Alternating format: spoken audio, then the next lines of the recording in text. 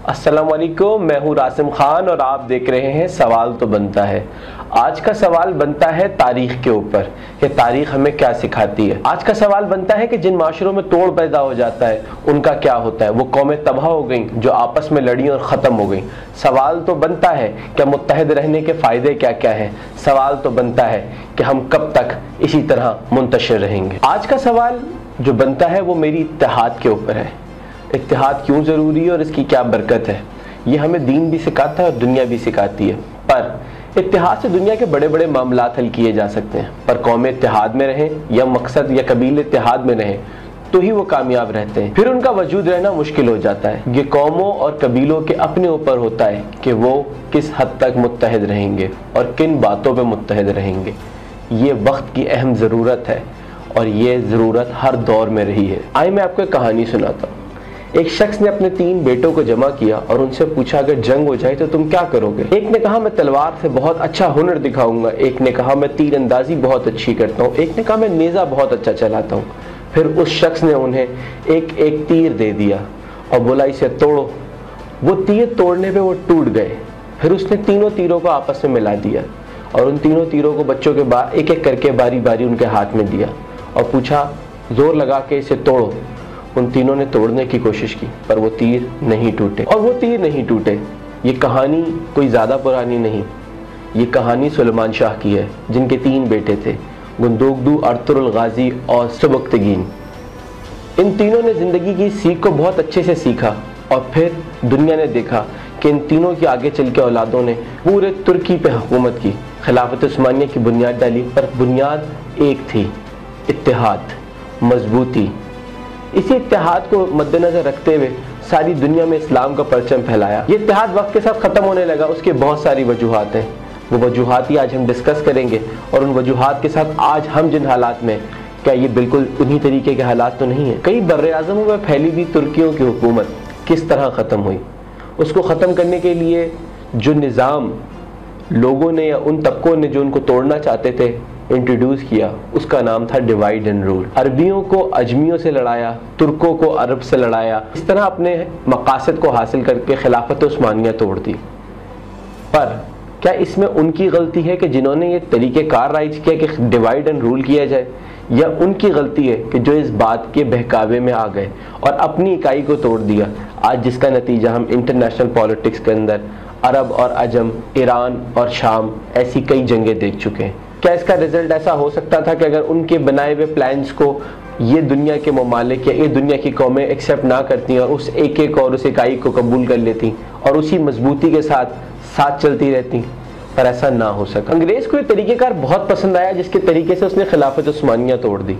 जब उन्होंने हिंदुस्तान फतह किया तो उन्होंने भी देखा कि मुसलमान और हिंदू एक पेज पर रहते हैं। हिंदुओं के अंदर कास्ट है और मुसलमानों के अंदर कोई कास्ट नहीं है। मुसलमान हमेशा मुसलमान होने की बुनियाद पर एक दूसरे का साथ देते हैं, क्योंकि नबी करीम सल्लल्लाहु अलैहि वसल्लम ने हुक्म फरमाया था कि हम सब भाई भाई हैं। इस हिसाब से सबसे पहले उन्होंने हिंदुओं को ये बात समझाई कि जो उनका ऊपरा तबका है, जिसे वो पंडित कहते हैं, क्या वो उनके साथ बैठ सकता है। सबसे पहले उन्होंने अपने साथ उनको बिठाया और फिर उनके तबकात में भी डिवाइड क्रिएट कर दिया। उन्हें लगा मुसलमान बहुत मजबूत है, मुसलमानों को इस तरह नहीं तोड़ा जा सकता। उन्होंने मुसलमानों के बीच में मसलकी इख्तलाफात, मसलकी मुनाफरत और उसके साथ साथ हमारे दीन के अंदर कुछ ऐसी चीज़ें भी इंक्लूड की जो हमारे दीन का हिस्सा नहीं थी। उसकी वजह से हमारे अंदर भी डिवाइड क्रिएट हो गया। उसकी बुनियाद जो बुनियाद आज से 200 साल पहले रखी गई थी, उसका नतीजा आज तक हम इस वतन अजीज़ में देखते हैं कि मसले की बुनियादों पे अमूमन लड़ाई होती है। पर आज के दौर में अल्हम्दुलिल्लाह हमारे उलमा कराम और हमारे माशरे में इतनी तालीम आम हो गई है कि इस लड़ाई को या खलीज को हम कम करने की कोशिश करें। और अब हमें वाज़ेह तौर पर समझ में आ रहा है कि अगर हम एक कौम ना रहे तो हम तबाह हो जाएंगे। अंग्रेज़ जब यहाँ से जाने लगे तो उनको इस बात का डर था कि ये दोनों कौमें दोबारा से एक ना हो जाए, और इतना बड़ा खित्ता उनके पास देने का मतलब ये था तरक्की, खुशहाली, आबादकारी। पर उन्होंने यहाँ भी दरोह गोई से काम लिया। उन्होंने हिंदुओं को बोला कि तुम्हारा फ्यूचर मुसलमानों के साथ कुछ नहीं, और मुसलमानों को बोला कि तुम्हारा फ्यूचर हिंदुओं के साथ कुछ नहीं है। बात सही है कि मुसलमानों की एक आज़ाद रियासत तो चाहिए थी, पर इसके अंदर हवा डालने वाला कोई और नहीं, अंग्रेज़ खुद था। अंग्रेज़ों ने ऐसा माहौल बनाया कि हिंदुओं को भी पता नहीं चला कि वो उनके हाथ से इस्तेमाल हो गए, और उन्होंने इतना ज़्यादा मुसलमानों को दीवार से लगाया कि फिर मुसलमानों ने अलग मुल्क का मुतालबा कर दिया।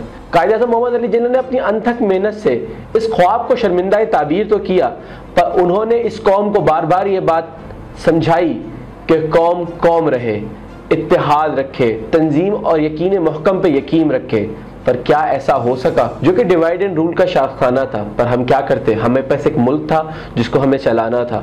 कायदे ने अपनी अनथक मेहनत से और जो थोड़ा सा टाइम उनकी ज़िंदगी का था उसमें उन्होंने पाकिस्तान को सही ट्रैक पर डालने की कोशिश किया, पर हम इसे किस्मत का खेल कहें कि कलील टाइम की वजह से कायदे आज़म ये सब कुछ ना कर सके। और फिर हमारे मुल्क में कॉन्स्टिट्यूशन का ना होना और बार बार हाकिमों का बदल जाना, ये इसकी सबसे बड़ी वजूहात रही कि हमारा मुल्क तरक्की नहीं कर रहा था। पर यह सब कुछ इसी वजह से था कि हम डिवाइड एंड रूल का हिस्सा थे, हम स्टेबल ही नहीं हो पा रहे थे और हमारी ये समझ में नहीं आ रहा था कि हम पाकिस्तान की तमाम इकाइयों को एक साथ कैसे रखें। फिर वक्त आया कि जनरल अयूब खान ने पाकिस्तान को 1 यूनिट करार दिया, एका रखने के लिए या इकाई के लिए। उसके पीछे उनकी बहुत सारी नीयतें हो सकती हैं, पर उनकी अगर नेक नियति को देखें तो उन्होंने इस कौम को कौम बनाने की कोशिश की 1 यूनिट की शक्ल में। पर क्या ये कौम वो कौम बनी? ये फिर हमारे सामने कि 1971 के अंदर ये मुल्क टूट गया। वो क्यों टूटा? वो भी एक डिवाइड एंड रूल की वजह से। अयूब खान ने मुल्क में 1 यूनिट राइज किया, पर क्या उन्होंने वाकई में 1 यूनिट राइज करने के बाद उस पर अमल भी किया? सियासी मैदान में लोगों को बराबरी के मौके ना देने की वजह से और मुल्क में मुसलसल मार्शल लॉ लगे रहने की वजह से मुल्क के लोगों में एक बेचैनी थी। उस बेचैनी के नतीजे में जनरल अयूब खान को यहाँ से जाना पड़ा, अपनी डिक्टेटरशिप छोड़नी पड़ी। पर वो जाते जाते याह्या खान को ये मुल्क दे गए। याह्या खान शायद इस मुल्क की बदकिस्मती थे, जिन्होंने इस मुल्क के साथ वो किया जो शायद कोई सोच भी नहीं सकता था। उन्होंने जो एक इकाई का ख्वाब था इस कौम का, उसको मिलियामेट कर दिया। उन्होंने सबसे पहले डिवाइड एंड रूल की बुनियाद डाली। अपने दौर में जमहूरी इलेक्शंस तो कराए, एक तरफ शेख मुजीब जीते और दूसरी तरफ भुट्टो साहब। अब दोनों में से जो हक था जिसका हुकूमत बनाने का, याह्या खान ने उन्हें वो हक नहीं दिया और फिर एक डिवाइड एंड रूल का खेल शुरू हुआ। इस मुल्क में बोला गया कि बंगाली हम पे हुकूमत कैसे करेंगे। क्या ये सही था? क्या हमने लोगों को हक दिया? नहीं दिया, जिसकी बुनियाद पे वहाँ बगावत हो गई। फिर बगावत को कुचलने के लिए हमने ताकत का इस्तेमाल किया। क्या उस ताकत के इस्तेमाल की वजह से क्या हमें वो समारात मिले जिन समारात को हम हासिल करना चाहते थे, या फिर हमने 1971 में 16 दिसंबर को अपना मुल्क खो दिया, आधा मुल्क? मैं इस बात को तस्लीम करता हूँ कि तकसीम कोई बहुत अच्छी तकसीम नहीं थी। एक तरफ पाकिस्तान का एक हिस्सा, एक तरफ पाकिस्तान का दूसरा हिस्सा और बीच में दुश्मन मुल्क। ये कैसे मुमकिन था कि हम इस चीज़ को बराबर रख सकते थे? पर फिर भी हमने शायद एका करने की या एक रहने की कोशिश नहीं की। पाकिस्तान 2 लख्त हो गया। पाकिस्तान के 2 हिस्से हो गए, जो आज एक बांग्लादेश और एक आज हम जिसमें रह रहे हैं खुदादाद मुमलिकत पाकिस्तान है। पाकिस्तान के अंदर फिर एक निज़ाम को चलाने के लिए और शायद इकाई को एक रखने के लिए हुकूक देने की बात हुई और उस हुकूक के तहत हमारे मुल्क में 4 सूबे बना दिए गए। आज जो हमारे मुल्क के सूबे हैं, खैबर पख्तूनख्वा, सिंध, बलूचिस्तान और पंजाब, पर यहाँ नज़रियाती इख्तिलाफ हमेशा रहा। भुट्टो साहब आगे आए, भुट्टो साहब ने आइन बनाया और आइन बनाने में सबको अपने साथ मिलाया। शायद किसी हद तक जख्मों पर मरहम रखा गया, पर हुकूक अब भी ना दिए गए और डिवाइड एंड रूल का खेल जारी रहा। अब गोरे के इस खेल को हमारे मुल्क में सियासी तौर पे खेलने की शुरुआत की जा रही थी। अब हमारी पॉलिटिकल पार्टीज और हमारी नज़रियाती गिरोहों के बीच में इख्तिलाफ की बुनियाद डाली जा रही थी।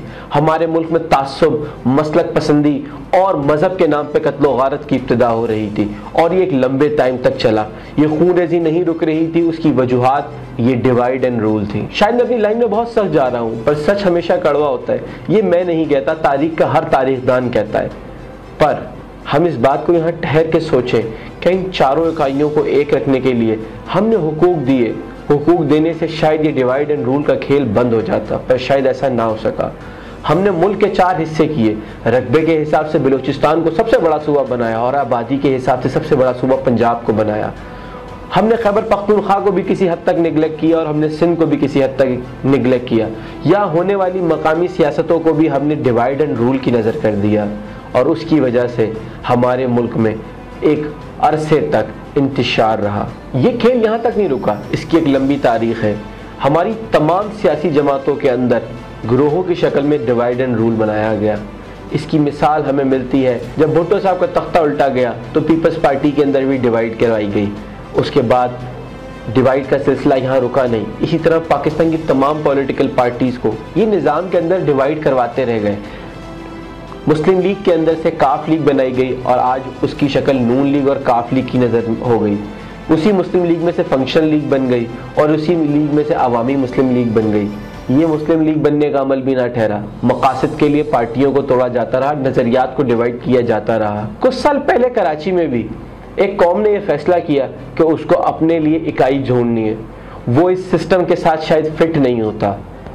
फिर उसे एक सियासी शक्ल दे दी।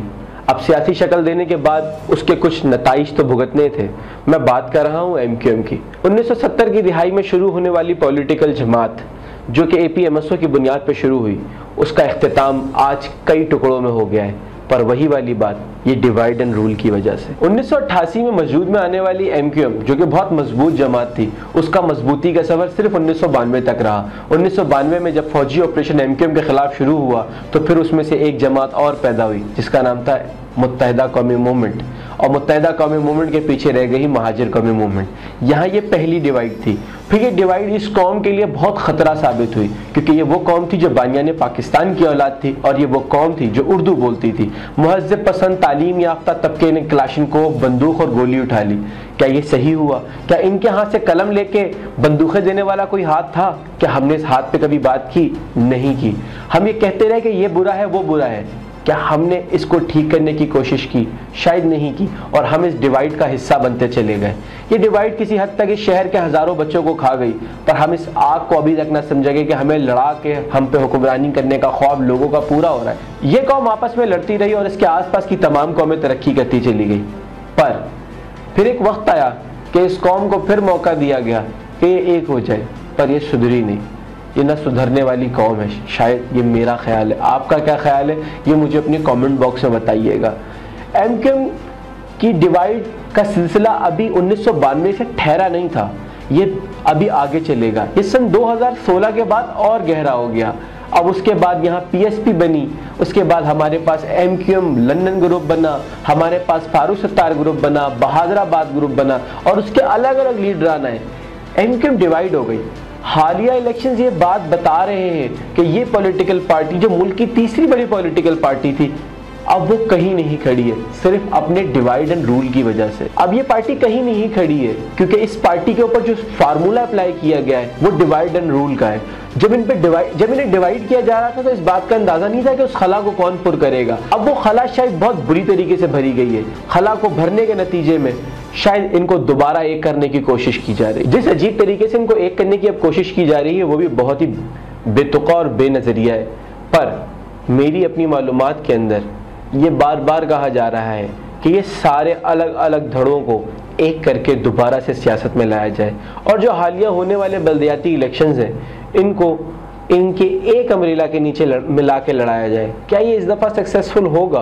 क्या कौम में जो खराबी पैदा होनी थी क्या वो हो चुकी है? क्या इसका कोई नतीजा निकल सकता है? हालिया कुछ इंटरव्यू में फारूक सत्तार साहब ने इंटर पार्टी इलेक्शंस की बात की है। क्या MQM के अंदर इंटर पार्टी इलेक्शंस होंगे? क्या फारूक सत्तार जो कन्वीनर की बात बार बार कह रहे हैं कि मैं कन्वीनर बन जाऊंगा, क्या वो इतने आराम से कन्वीनर बन जाएंगे? क्या पार्टी के अंदर जो इख्तिलाफ राय, जो डिवाइड एंड रूल, चाहे वो माली मामलात पे हो या अखलाकी मामलात पे हो, जो हो चुका है, क्या वो आगे कंटिन्यू करेगा? मुझे ऐसा ही लगता है कि कंटिन्यू करेगा। पर ये एक एक ये कोशिश अच्छी है, इस कोशिश को कर लेना कोई बुरी बात नहीं है। ये उन सब का एक अच्छा जेस्चर होगा कि तमाम फिक्शंस को एक करके इलेक्शंस लड़े जाए। जो हालिया इलेक्शन में रिजल्ट्स आए वो इंतहाई बुरे हैं। शायद MQM को इस एके की वजह से कोई फ़ायदा हो, पर क्या ये एका ये क्या इतना कारामद होगा कि जब पिछले इलेक्शन में इनके अपने पुराने कायद जो बानी भी हैं इस तंजीम के, उन्होंने बाइकआउट किया है, और क्या इस दफ़ा भी उनका बाइकआउट इस MQM को नुकसान दे जाएगा? ये तो वक्त ही बताएगा। पर शायद इस दफ़ा एक टेस्ट केस दोबारा रखा गया है कि इस दफ़ा शायद इन सबको मिला के कोई रिजल्ट निकले। अगर शायद, जो मैं जुमला कह रहा हूँ, शायद अगर इनके एक होने से कोई रिजल्ट निकला तो शायद कोई हम कह सकते हैं कि MQM का रिवाइवल हो सकता है। वरना जैसा आप सोच रहे हैं वैसे ही मैं सोच रहा हूँ, और शायद फिर वही होगा। सवाल तो बनता है कि कब तक हम पाकिस्तान में इकाई का जुमला नहीं आजमाएंगे? क्यों हम लोगों को या गिरोहों को ये मौका देते हैं कि वो मुट्ठी बन के एक मजबूती से इस मुल्क की तरक्की और कामरानी के लिए काम करें? ये मुल्क है तो हम हैं, ये मुल्क नहीं है तो कुछ भी नहीं है। यकीनन आपको मेरा प्रोग्राम पसंद आया होगा। कुछ तारीखी हवालों से मैंने आपको डिवाइड एंड रूल के बारे में बताया। आप इस बारे में क्या सोचते हैं मुझे कमेंट बॉक्स में अपने कमेंट से ज़रूर बताइएगा, और हमारा ट्विटर, फेसबुक और यूट्यूब चैनल ज़रूर सब्सक्राइब करें। अल्लाह हाफिज़।